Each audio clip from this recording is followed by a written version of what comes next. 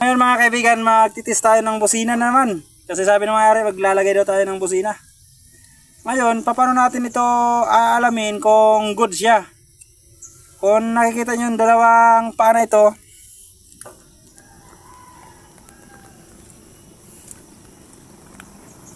kung napapansin nyo mga kaibigan, ang dalawang paa nito, hindi to.